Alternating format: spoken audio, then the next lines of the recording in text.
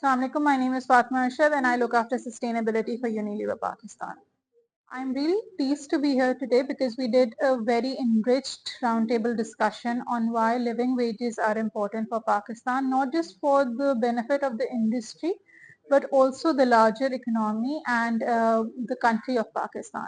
We talked about how living wages not only lead to better lives and living quality for the people that work with us or are associated with us as employees, but also leads to better results in performance for the companies that do pay a living wage.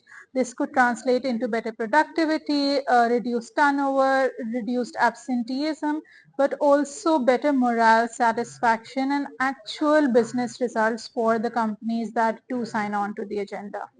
We also heard what kind of structural challenges come in the way of companies who are looking to pay better wages or living wages.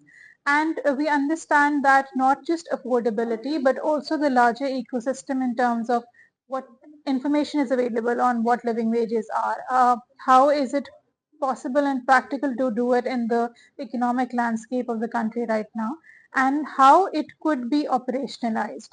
We at Unilever, we have been working on living wages for now 3 years, and we were very happy to share our insights in terms of better results for the business, as well as a big research that we've done on our sales field force in terms of how their lives have improved because of living wages, but also how it has led to dividends for our business.